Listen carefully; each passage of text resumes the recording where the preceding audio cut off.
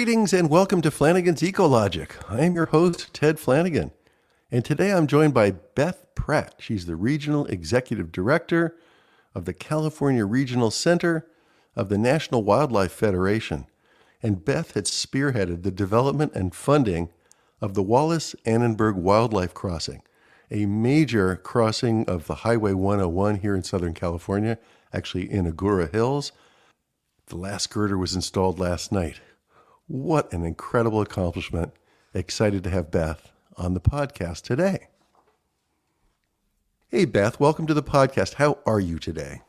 I'm doing great. Thanks so much for having me. Oh, I'm delighted to have you. I've been following you in the news. I've already introduced you as the Regional Director of National Wildlife Federation and the person who spearheaded this the Wallis Annenberg Wildlife Crossing. And am I right that the last girder went up last night?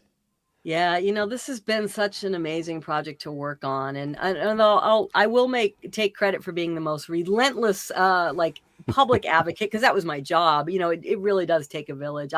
It's been the honor of a lifetime to work with so many partners on this, including Governor Gavin Newsom, Wallis Annenberg, the National Park Service, Caltrans. I could go down the list, but yeah, this was when I started working on it in 2012.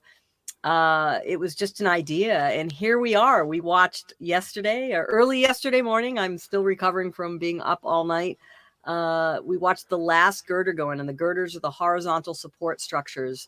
This now looks like a bridge, and it's hard not to get emotional seeing that. Yeah, you've got to be both incredibly tired because there's been so much media attention, and you've been at the forefront of it all, and then insanely fulfilled. It must be you must just be pinching yourself. Yeah, this has been, 2012. So if my math is right, 12, almost 13 years of my life at this point. And, I liken it to it's just been relentless. It takes a lot to get something like this done. This is $100 million public-private partnership. It required not just fundraising, but design, engineering, public desire, science, right? Bringing everybody together. And so it's been a long haul for those of us working on it. And, I don't remember my last day off. I think it was 2018, but it's worth it. My moral compass is always wildlife. And so when you don't get a lot of wins in the conservation world or when you're working in the environment, so we did something. We are going to fix this problem. We're going to prevent this mountain lion population from going extinct and also reconnecting this landscape for all wildlife. And the solution is so concrete. It's so tangible. I remember standing when the first support went up and, putting my hand on it and just started crying that, this is being built. This is actually being built. And knowing what that means for wildlife, that they will be safer, they'll have a future. Boy, it is a good time in the project, even though it's still a pretty busy time. I bet it is. There's a lot more to do. But let's just talk about the money just for a second, because I'm sure everybody is curious. You mentioned $100 million. Mm-hmm. Who paid? Is it mostly privately raised capital? Yeah, it ended up being about a 50-50 split. It was a great example of a public-private partnership.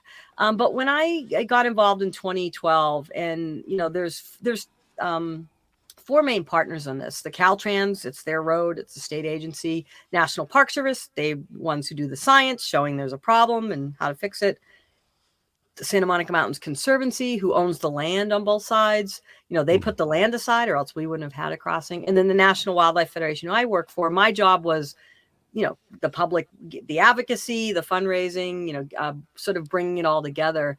But we knew early on, because this was such a monumental and visionary project, and because we didn't have time, these mountain lions were out of time, right? They're starting to show birth defects, right? That, we were going to have to go private for investment here. And so the private sector really stepped up. We also didn't want to take away from, Caltrans said they would build it, but they're like, we don't have a budget for it. And we didn't want to be taking away money from bridge repair and stuff. So we're like, we really have to go ask the private sector to step up here. And they did. Again, Wallis Annenberg, Leonardo DiCaprio, you name it. But the state also stepped up. But what we were very purposeful about is, for the most part, we did not take any funding unless it was already allocated had to be spent on conservation or the environment. So these were like bond measures that were voter approved that had to be spent on conservation, things like that. So yeah, it ended up being about a 50-50 split. And here we are. And then Here we are. Yeah. here we are. Now you talk about fixing the problem, and you talk about 2012, and it was the mountain lions really that was the driving force. And how many mountain lions?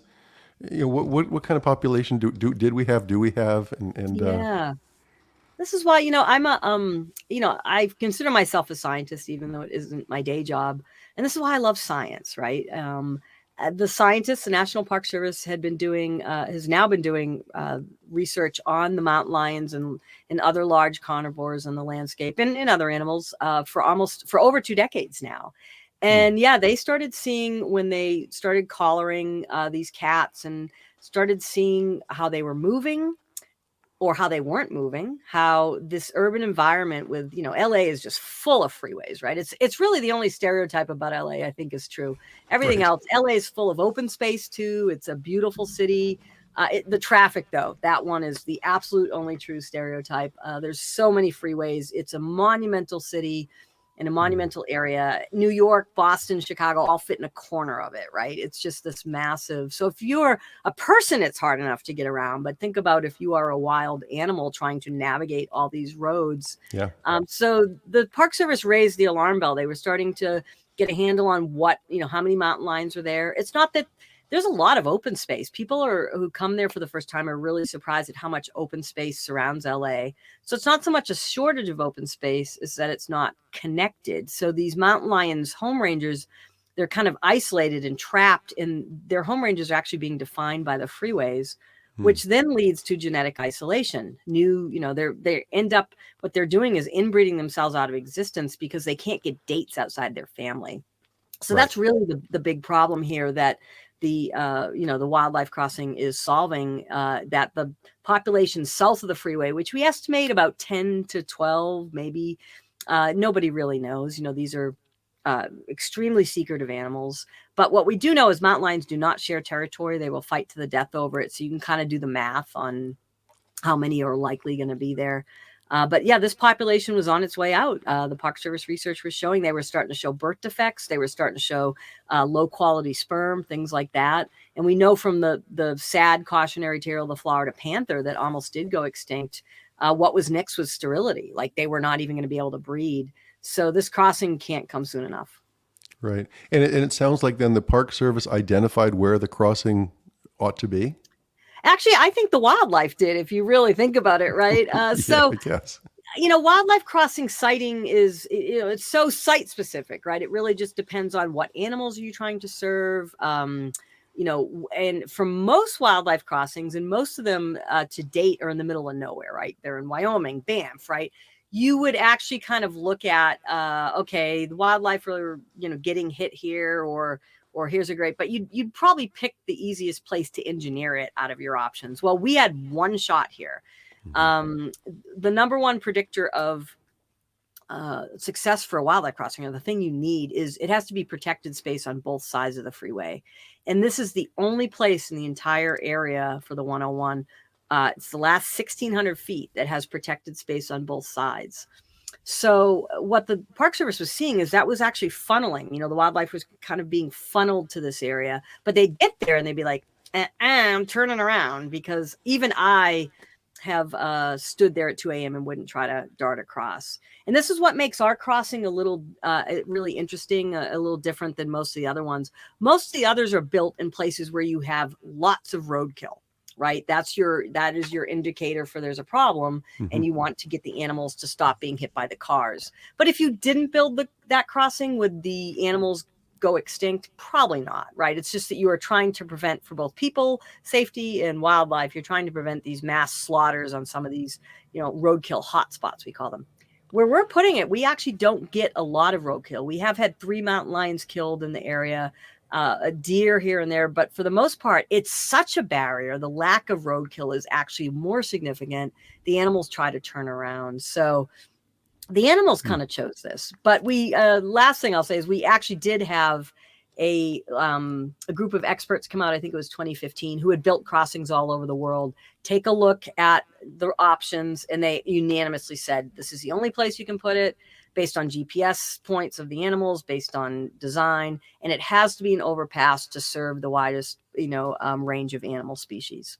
And then how far do you, I presume you have to put fences on either side that sort of funnel the animals towards this crossing that's what, maybe 120 feet wide or something like that? It's actually 175 by 210. It's enormous. It is, unless you're like standing next to it, it really is. Even pictures don't do justice the scale of how big this is, because you're having to go over a 10-lane freeway and an access road, right? So it's huge, and it has to carry a native habitat. But anyway, to your point, one of the things we know from decades of wildlife crossing science is that exclusionary fencing, we call it, is really key to making these crossings successful. So we will have fencing about a mile or two on the freeway that literally cuts off their options, right? They are then funneled to that place by fencing as well.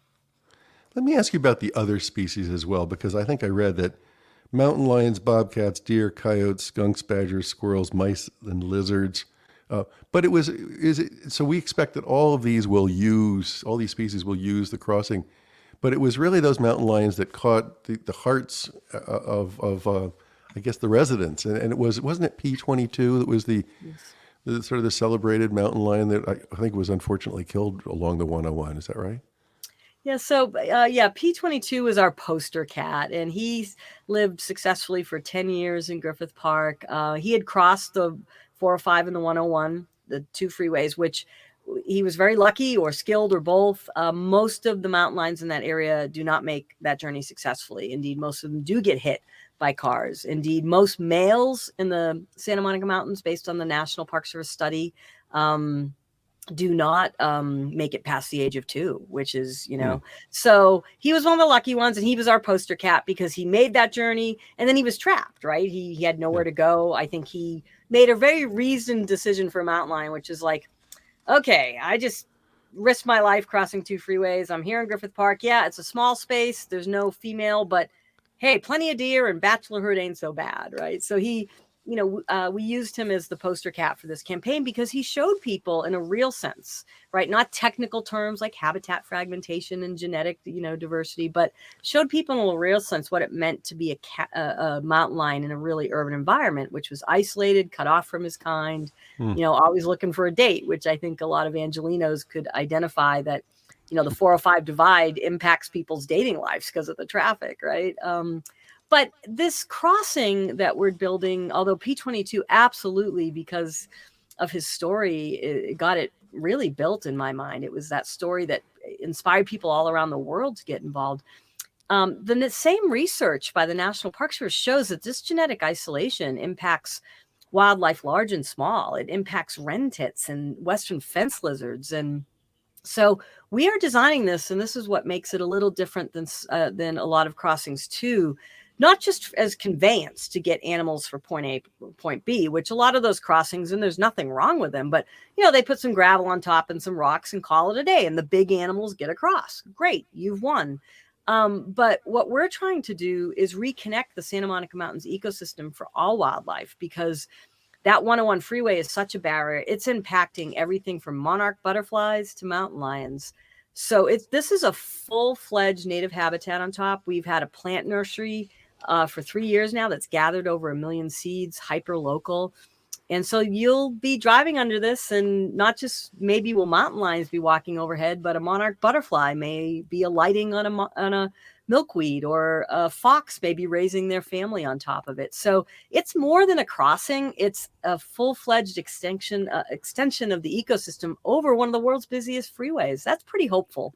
It really is. And not to dwell on sort of the challenge, but there must have been a lot of people that thought, Beth, you're just kind of crazy put all this money into this crossing. Did you get that? Oh, absolutely. We still get it. I mean, it's, listen, I don't happen to think $100 million is a lot for what we're doing. Nobody seems to blink when somebody spends $100 million on a yacht, right? I mean, so but we've spent hundreds of millions of dollars.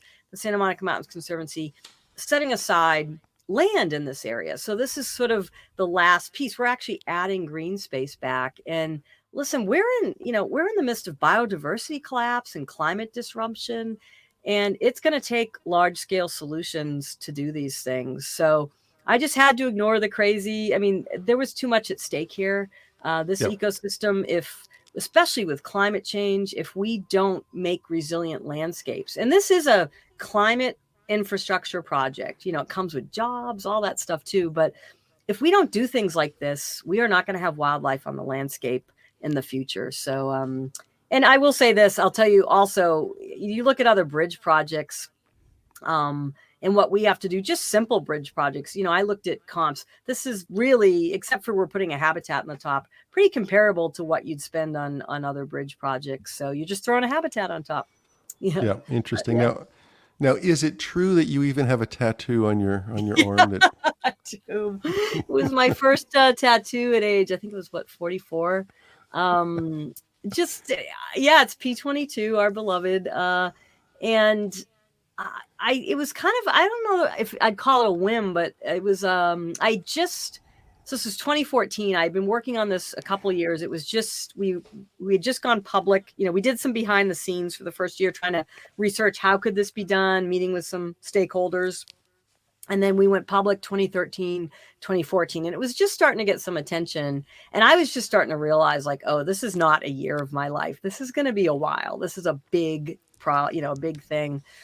And a friend of mine who was in his 70s, he had just retired. He was an attorney in Silicon Valley. I was with him and his wife having dinner.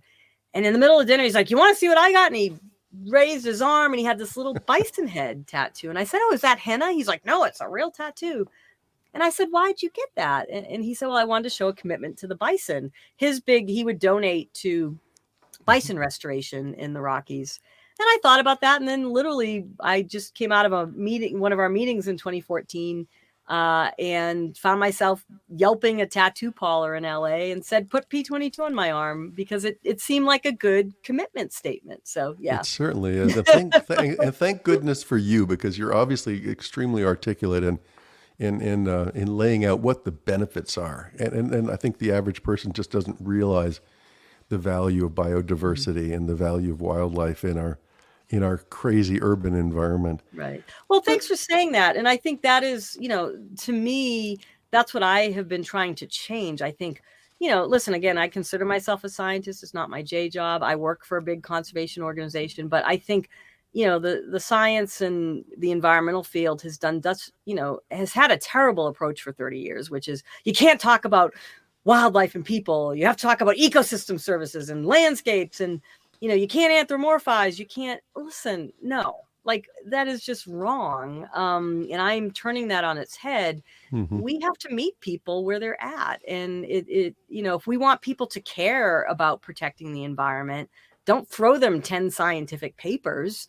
Make sure you are creating meaning and connections. I think that is going to be key to solving the biodiversity crisis. You need the science, don't get me wrong, but how many species have gone extinct?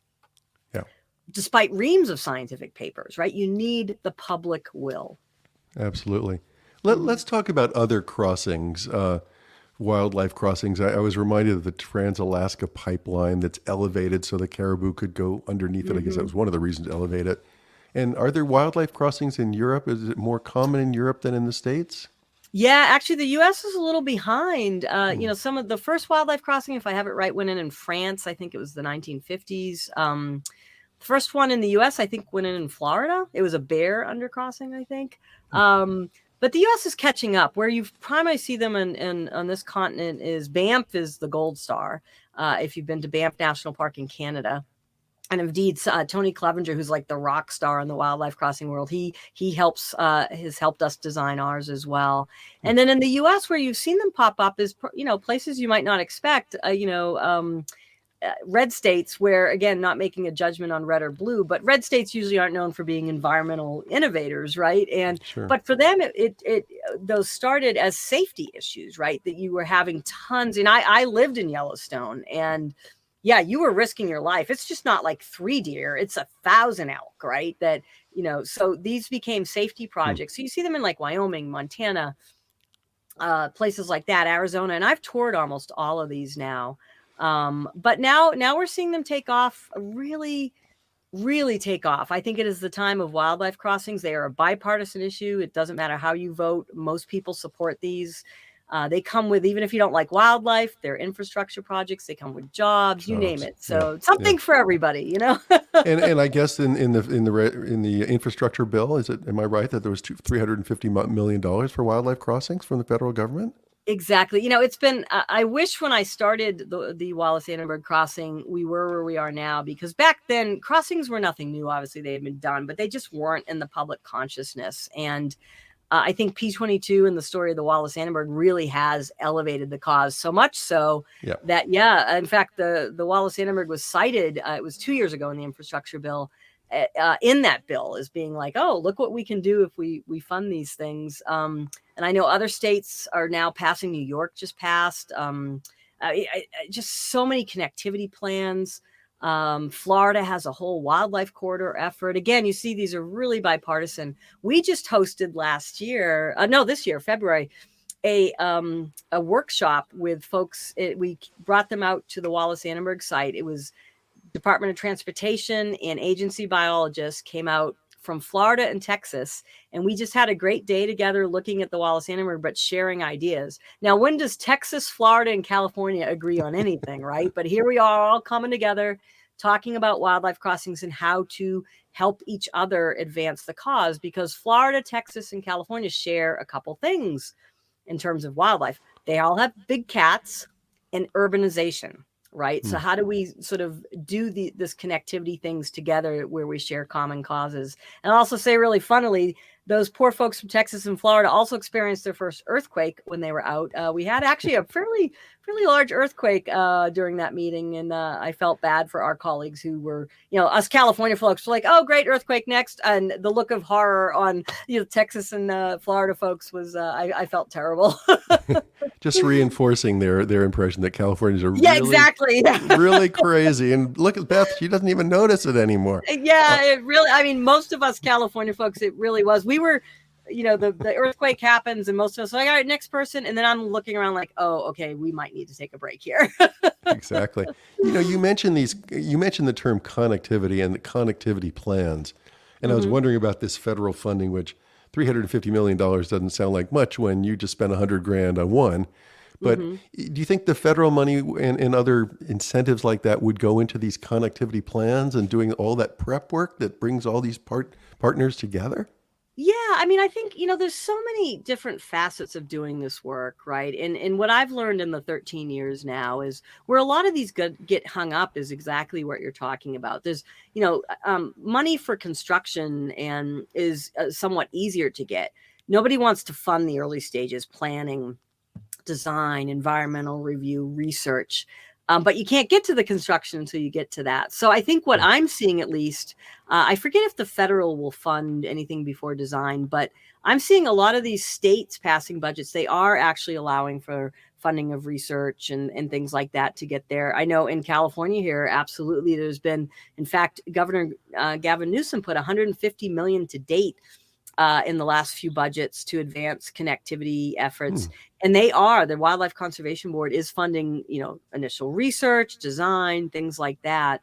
But that's where I come in. We're not stopping with the Wallis Annenberg. And even though fundraising was not really my day job, I think Wallis Annenberg came to me after the Wallis Annenberg was underway, and so we need to do more. And so we started the Wildlife Crossing Fund. It's its own nonprofit. And these public budgets are just not to where they need to be. Like you said, $350 million is great, but that is only going to get you started. And I think in a perfect world, and I hope we get to a time where these crossings and connectivity projects are just embedded in state, transportation budgets, but we're not there yet. So my quest now is to raise $500 million or $500 million to help advance these projects quickly. until we get to a point where, these are just embedded in budgets. Because And those are you think those are California-based projects? Both California across the U.S. We are not limiting ourselves to California, although we have a focus here. Yeah. But no, all across the U.S. In fact, last year went on a road trip to take a look at some projects, either projects that have been done or projects that are needed. So we really want to advance these efforts and get more crossings built quickly. We're out of time. What's the next priority here in California? I'm just curious.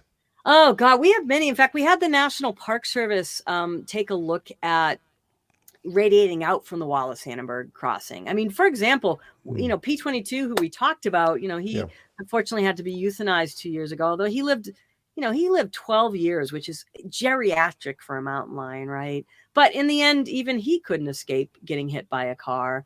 And so we have this new mountain lion that shows up in Griffith Park last week, which is, P22 was 1 in a million. And this cat made this trek is insane as well. And we're all excited about it, but I'm also like, a little worried, right? There's no safe passage in and out of Griffith Park. So it just underscores one is not enough. I mean, our roadways everywhere are just so disruptive. So, we need to be doing more. So Griffith Park, I'm eyeing, but I would say the National Park Service put together a lot of priorities radiating out from the Wallis Annenberg, whether it be secondary roads or freeways.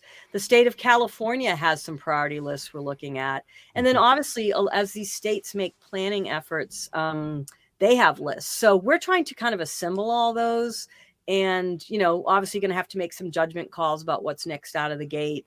But for California, there's a few, and I also don't want to leave the little stuff off the table. One of my priorities in California is the Newt Brigade. There's a newt crossing in San Jose where literally like thousands of newts during, newt migration season get killed every year. It's like the biggest, amphibian, die-off that they've tracked.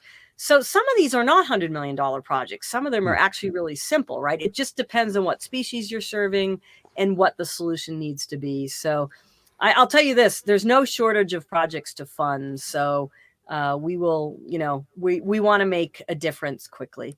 And fantastic. And it sounds like there's a whole lot of different agencies and nonprofits that are all looking at this and raising these and coordinating.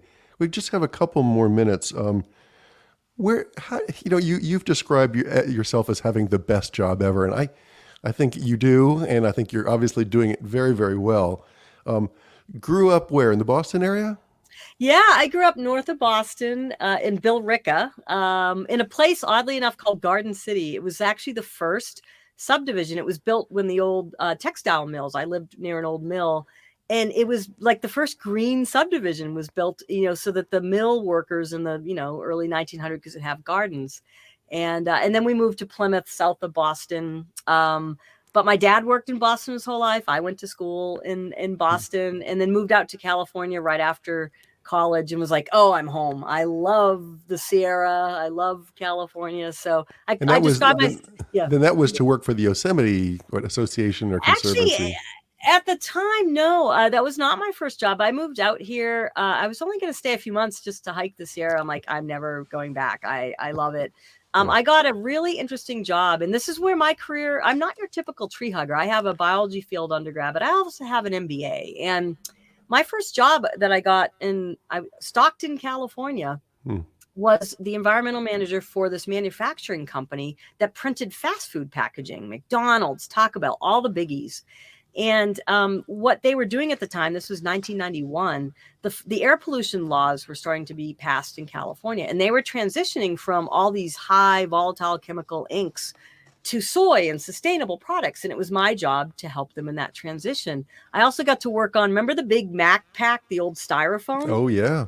This company, I got to work on helping to design the eco-friendly one, which is the current, current box. So it was a great job at age 21 to work for a business and see how you can make a difference in business as well. And so I've kind of flipped back and forth between working for big, really large companies and also nonprofits. And I think it's really served me well in how to advance environmental and wildlife efforts that I think businesses need to be more like nonprofits, and nonprofits need to be more like businesses. Totally that's agree. sort of my take.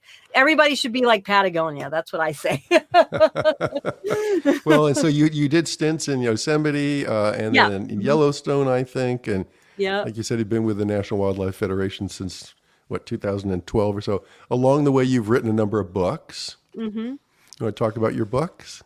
Yeah. I mean, I'm actually, nobody believes this about me, but I am. I'm actually an introvert. I mean, I'm very good at being an extrovert, but if I could, I would just stay at home and write books all the time and, pet my dogs. But yeah, I wrote, oh God, well, When Mountain Lions Are Neighbors, probably the most applicable to what we're talking about, which Heyday just did an updated version of this year, which was the P22 story, along with other tales of coexisting with urban wildlife or wildlife in human spaces. Done a few others, but the one it's going to come out next year that I am really, I'm proud of them all, but is The Book of a Lifetime. I feel like there's two things now that I really want to do. Get that crossing built. And Yosemite, I live outside Yosemite. My home of 25 years is there. Yosemite is my favorite place on earth. And for 35 years, I've been wandering in Yosemite and always wanted to write a book on the park's wildlife. And it is in production now and will be out next year. It is a huge book. There has not been a book solely dedicated to the park's wildlife since Grinnell wrote his Grinnell and Storer in 1924. 350 pages. Rob Hirsch, a friend, is doing all the photographs, 100,000 words. It's two life's work here, the crossing in this book. So can't wait. Good for you. Good for you. And I know you've got a family there and you're outside of Yosemite and you've got the good life. You're working your butt off. Thanks for all you're doing on behalf of wildlife and for all of us. It's amazing. We so appreciate what you've done. Well, thank you. It's a labor of love. It feels even weird to be thanked for it. I would do it for free if I didn't have a mortgage, so it's the right thing to do. I'd say that, wildlife, no matter what I'm doing for a job, wildlife has always been the moral compass and the value system. So it's just, since I was a little girl, I wanted to be a voice for wildlife. And so to me, at the end of the day, that's the ultimate satisfaction. Super. Thanks so much for being on the podcast, Beth. Thanks for having me, Ted. Yep. Mm-hmm. That's it. Thanks for listening to Flanigan's Ecologic. We'll see you next time.